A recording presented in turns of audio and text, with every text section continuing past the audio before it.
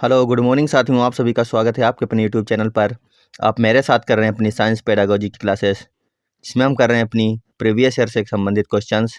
तो चलिए शुरू करते हैं अपनी आज की क्लास को शुरू करने से पहले सभी लोग एक बार सेशन को शेयर कर दीजिए अपने साथी मित्रों के पास में, क्योंकि सेशन रहने वाला है आज का बहुत ही बेहतरीन।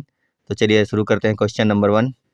क्वेश्चन नंबर 1 है, विज्ञान में रचनात्मक आकलन क्यों महत्वपूर्ण है? आपको बताना है विज्ञान में रचनात्मक आकलन क्यों महत्वपूर्ण है। ऑप्शन देखते हैं। पहला ऑप्शन है, यह शिक्षार्थियों में वैज्ञानिक दृष्टिकोण का विकास में सहायक है। दूसरा है, यह निदानात्मक है। तीसरा है, यह विज्ञान को अच्छे प्रकार से समझने में सहायक है। चौथा ऑप्शन है, यह लेना आसान है। तो आपको बताना है क्वेश्चन नंबर 1 का कौन सा ऑप्शन हो जाएगा सही। विज्ञान में रचनात्मक आकलन क्यों महत्वपूर्ण है?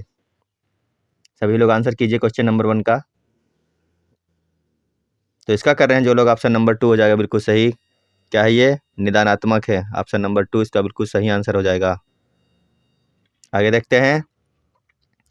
अगला क्वेश्चन नंबर 2, विद्यालयों में विज्ञान मेले का आयोजन क्यों किया जाता है? आपको बताना है कि विद्यालयों में विज्ञान मेले का आयोजन क्यों किया जाता है। पहला ऑप्शन दिया है, शिक्षार्थियों को उनकी परीक्षा में अच्छे अंक प्राप्त करने में सहायता करने के लिए। दूसरा है, शिक्षार्थियों में विज्ञान में सृजन एवं प्रयोग करने की क्षमता का विकास करने के लिए। तीसरा है, शिक्षार्थियों का उनके प्रदर्शन के आधार पर मूल्यांकन करने के लिए। चौथा ऑप्शन है, शिक्षार्थियों को विज्ञान में उच्च शिक्षा के लिए तैयार करने के लिए। तो बताइए विद्यालयों में विज्ञान मेले का आयोजन किस लिए किया जाता है? क्वेश्चन नंबर 2 का सभी लोग आंसर कीजिए। तो इसका जाएगा ऑप्शन नंबर 2। क्या जाएगा? शिक्षार्थियों में विज्ञान में सृजन एवं प्रयोग करने की क्षमता का विकास करने के लिए विद्यालयों में विज्ञान के मेले का आयोजन किया जाता है। आगे देखते हैं। क्वेश्चन नंबर 3 है, एनसीएफ 2005 के अनुसार अच्छी विज्ञान शिक्षा जीवन के प्रति सत्य होती है। इसका क्या अर्थ है? आपको बताना है कि अच्छी विज्ञान शिक्षा जीवन के प्रति सत्य होती है। इसका अर्थ क्या हो जाएगा? बताइए सभी लोग, इसका आंसर कीजिए एक बार। क्वेश्चन नंबर 3 का आंसर बताइए सभी लोग, क्या हो जाएगा? अच्छी विज्ञान शिक्षा जीवन के प्रति सत्य होती है। इसका अर्थ है, विज्ञान बालक को कार्य की दुनिया में प्रवेश हेतु तैयार करे। क्या है? विज्ञान बालक को कार्य की दुनिया में प्रवेश हेतु तैयार करे। ऑप्शन नंबर 4 इसका बिल्कुल सही आंसर हो जाएगा। यही आंसर इसका बिल्कुल सही है। चलते हैं अगले क्वेश्चन पर। अगला क्वेश्चन है, निम्नलिखित में से कौन सा वैज्ञानिक दृष्टिकोण का गुण नहीं है? आपको बताना है इनमें से कौन सा ऐसा गुण है जो वैज्ञानिक दृष्टिकोण का नहीं है। पहला ऑप्शन है, अधिक सीखने के उत्सुकता। दूसरा है, समस्याओं के प्रति व्यवहार में वस्तुनिष्ठा। तीसरा है, कठिन कार्य। चौथा है, खुला मस्तिष्क। तो बताइए आप लोग, निम्नलिखित में से कौन सा वैज्ञानिक दृष्टिकोण का गुण नहीं है? क्वेश्चन नंबर 4 का सभी लोग आंसर करेंगे। अधिक सीखने की उत्सुकता बिल्कुल सही है। समस्याओं के प्रति व्यवहार में वस्तुनिष्ठा, ये भी सही है। कठिन कार्य जो है ये विज्ञान के अंतर्गत नहीं आता है, यानी इसका यही हो जाएगा। ऑप्शन नंबर 3 बिल्कुल सही हो जाएगा। देखते हैं अगला क्वेश्चन। हरी कक्षा 6 के शिक्षार्थियों को घूर्णन पढ़ाना चाहता है। निम्नलिखित में से कौन सी सबसे अच्छी विधा है या फिर विधि है? तो पहला ऑप्शन है, गतिविधि आधारित शिक्षण। दूसरा है, उदाहरण देना। तीसरा है, प्रदर्शन। और चौथा है, चर्चा। तो बताइए कि हरी कक्षा 6 के विद्यार्थियों को घूर्णन पढ़ाना चाहता है, तो निम्नलिखित में से कौन सी सबसे अच्छी विधि हो जाएगी? क्वेश्चन नंबर 5 का सभी लोग आंसर करेंगे। इसका हो जाएगा ऑप्शन नंबर 1। क्या हो जाएगा? गतिविधि आधारित शिक्षण। यही बिल्कुल इसका सही आंसर है। आगे देखते हैं। अगला क्वेश्चन है, विज्ञान के मूल्यांकन में सतत एवं समग्र मूल्यांकन का अर्थ है। आपको बताना है कि विज्ञान के मूल्यांकन में सतत एवं समग्र मूल्यांकन का अर्थ क्या है। पहला है, अधिक आवर्ती जांच एवं परीक्षा। दूसरा है, अधिगम के आकलन हेतु सामान्य गतिविधियां और अभ्यास। तीसरा ऑप्शन है, विज्ञान के सभी पहलुओं का मूल्यांकन। चौथा है, अंतिम एवं रचनात्मक मूल्यांकन। तो आपको आंसर करना है इनमें से कौन सा ऑप्शन हो जाएगा सही। सभी लोग इसका आंसर कीजिए एक बार। तो इसका हो जाएगा ऑप्शन नंबर 2, अधिगम के आकलन हेतु सामान्य गतिविधियां और अभ्यास। बिल्कुल सही आंसर है ये। अगला देखते हैं। निम्नलिखित में से कौन सा समस्या समाधान विधि का एक चरण नहीं है? इनमें से ऐसा कौन सा है जो समस्या समाधान विधि का चरण नहीं है? पहला है, समाधान का प्रयास करना। दूसरा है, निष्कर्षण करना। तीसरा है, अवलोकन। और चौथा है, स्थिति की कल्पना करना। तो इनमें से समस्या समाधान विधि का चरण जो नहीं है वो होगा ऑप्शन नंबर 3, अवलोकन करना। जो है ये समस्या समाधान विधि का एक चरण नहीं होता है। देखते हैं अगला क्वेश्चन। अगला क्वेश्चन है, भूमिगत जल को दूषित करने वाले अजैविक प्रदूषक कौन है आपको बताना है। इनमें से भूमिगत जल को दूषित करने वाले अजैविक प्रदूषक हैं, तो इसका हो जाएगा ऑप्शन नंबर सी यानी कि 3। क्या है? आर्सेनिक जो है ये भूमिगत जल को दूषित करने वाले अजैविक प्रदूषक हैं, आर्सेनिक। ऑप्शन नंबर 3 बिल्कुल सही। आगे देखते हैं, अगला है भूमिगत जल के प्रवाह के साथ नीचे की ओर बहने वाले प्रदूषकों को क्या कहते हैं। तो इसका आंसर कीजिए आप लोग। भूमिगत जल के प्रवाह के साथ नीचे की ओर बहने वाले प्रदूषकों को क्या कहते हैं। तो सभी लोग इसका आंसर करेंगे एक बार। इसका जाएगा ऑप्शन नंबर 1। क्या कहते हैं? निच्छालक कहते हैं उनको। क्या कहते हैं? निच्छालक। आगे देखते हैं, अगला क्वेश्चन है, जल प्रदूषण को मापने हेतु निम्न में से कौन सी जांच की जाती है। तो सभी लोग इसका आंसर कीजिए कि जल प्रदूषण को मापने के लिए कौन सी जांच की जाती है। पहला है बायोमेडिकल ऑक्सीजन डिमांड, दूसरा है बायोकेमिकल ऑक्सीजन डिमांड, तीसरा है बायोमैकेनिकल या मैकेनिक ऑक्सीजन डिमांड, और चौथा इनमें से कोई भी नहीं। तो काफ़ी आसान क्वेश्चन है और कई बार एग्जाम में पूछा भी जा चुका है। इसका हो जाएगा ऑप्शन नंबर 2 यानी बी, बायोकेमिकल ऑक्सीजन डिमांड जो है ये बिल्कुल सही आंसर हो जाएगा इसका। आगे देखते हैं, अगला क्वेश्चन कह रहा है डीडीटी क्या होता है। डीडीटी, इसका आंसर कीजिए एक बार। प्रतिजैविक होता है या फिर जैव अपघटनीय प्रदूषक होता है या फिर अजीव अपघटनीय प्रदूषक होता है या फिर इनमें से कोई नहीं होता है।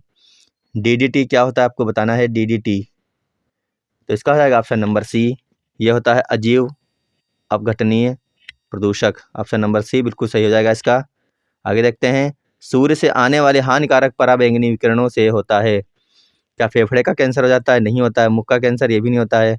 यकृत का कैंसर नहीं होता, लेकिन त्वचा का कैंसर ये जरूर हो जाता है। सूर्य की हानिकारक पराबैंगनी किरणों से त्वचा कैंसर होता है। आगे देखते हैं, अगला क्वेश्चन है, यदि जल का प्रदूषण वर्तमान गति से होता रहा तो अंततः क्या हो जाएगा।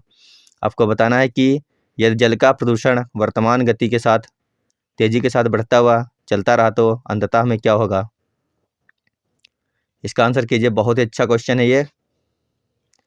इसका हो जाएगा ऑप्शन नंबर सी, जल पादपों के लिए ऑक्सीजन के अणु अपर्याय यानी कि समाप्त हो जाएंगे। ऑप्शन नंबर सी बिल्कुल सही इसका आंसर हो जाएगा। आगे देखते हैं, नदियों में जल प्रदूषण की माप की जाती है।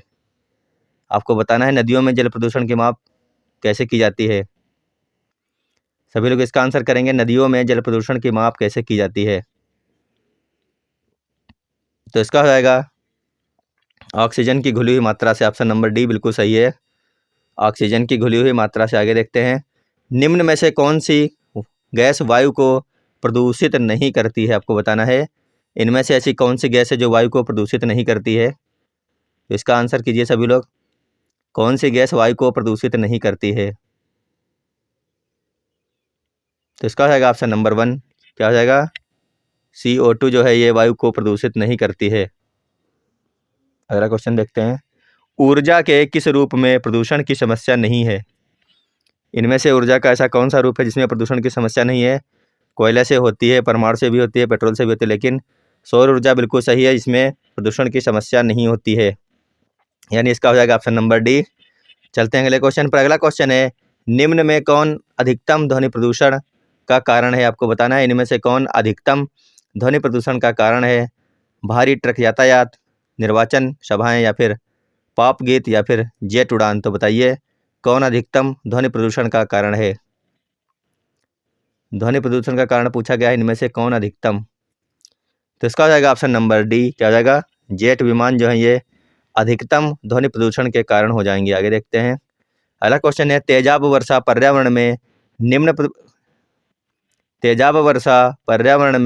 निम्न प्रदूषण से होती है। तो बताइए इसमें कौन सा ऑप्शन सही हो जाएगा।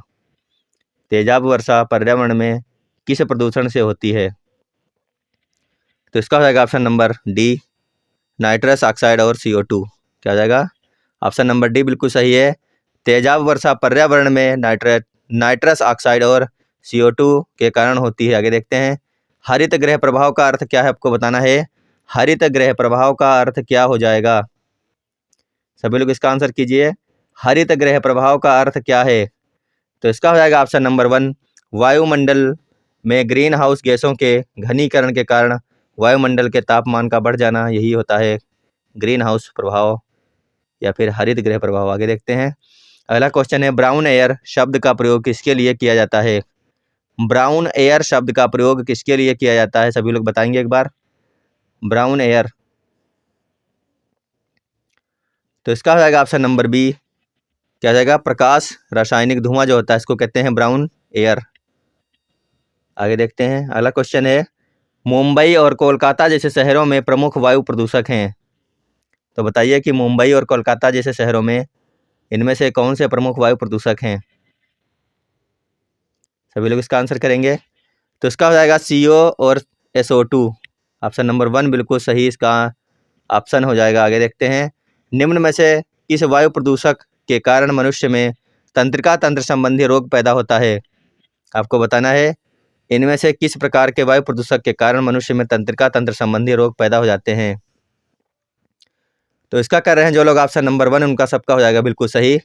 इसका हो जाएगा सीसा। क्या हो जाएगा? ऑप्शन नंबर 1 यानी कि सीसा। आगे देखते हैं, सुश्री पटेल एक स्कूल XYZ के प्रधानाचार्य अलग अलग विषयों को पढ़ाने के बजाय विज्ञान के शिक्षण के लिए एकीकृत दृष्टिकोण के बारे में उत्सुक हैं। इसका आधार क्या है आपको बताना है। पहला ऑप्शन दिया है टाइम टेबल में शिक्षकों को समायोजित करने में कठिनाई। दूसरा है विभिन्न शिक्षकों को समायोजित करने के लिए छात्रों की कठिनाई। तीसरा है सभी विषयों आपस में जुड़े हुए हैं और लिंकेज हैं।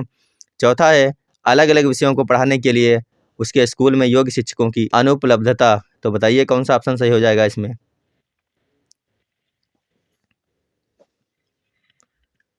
तो इसका हो जाएगा ऑप्शन नंबर सी, सभी विषय क्या हैं? आपस में जुड़े हैं और एक दूसरे से लिंक हैं। ऑप्शन नंबर इसका सी यानी गा बिल्कुल सही हो जाएगा। अगला क्वेश्चन है, एक बार सभी लोग सभी साथी मित्रों के पास में शेयर कर देंगे और जो लोग नए जुड़ रहे हैं चैनल पर, चैनल को सब्सक्राइब कर लीजिए। बाकी सभी लोग वीडियो को लाइक कर लीजिए अगर क्लास अच्छी लग रही है तो, और सभी के पास में शेयर कर दीजिए। देखते हैं अगला क्वेश्चन। अगला क्वेश्चन है, निम्नलिखित में से क्या विज्ञान की प्रकृति के संदर्भ में सही नहीं है? आपको बताना है इनमें से ऐसा क्या है जो विज्ञान की प्रकृति के संदर्भ में सही नहीं है। इसका आंसर कीजिए एक बार सभी लोग। तो इसका हो जाएगा ऑप्शन नंबर 4, विज्ञान तथ्यों के समुच्चय के समतुल्य, यही इसका सही नहीं है। यानी ऑप्शन नंबर 4 बिल्कुल सही आंसर हो जाएगा। बाकी ये सब सही है विज्ञान के अंतर्गत, लेकिन जो इसका 4 है विज्ञान तथ्यों के समुच्चय के समतुल्य, ये इसका गलत आंसर, यानी ऑप्शन नंबर 4 इसमें सही होगा क्योंकि इसमें नहीं पूछा गया है, तो निगेटिव यही है इसमें। आगे देखते हैं, अगला है, एक अच्छी विज्ञान शिक्षा पाठ्यचर्या की निम्नलिखित में से कौन सी वैधता की संतुष्टि क्रियाकलाप और प्रयोग द्वारा होती है? तो आपको बताना है इनमें से कौन सा ऑप्शन हो जाएगा सही। एक अच्छी विज्ञान शिक्षा पाठ्यचर्या की निम्नलिखित में से कौन सी वैधता की संतुष्टि क्रियाकलाप और प्रयोग द्वारा होती है? इसका हो जाएगा ऑप्शन नंबर 4, क्या हो जाएगा? प्रतिक्रियात्मक हो जाएगा। ऑप्शन नंबर 4 प्रतिक्रियात्मक बिल्कुल सही आंसर है ये इसका, ऑप्शन नंबर 4।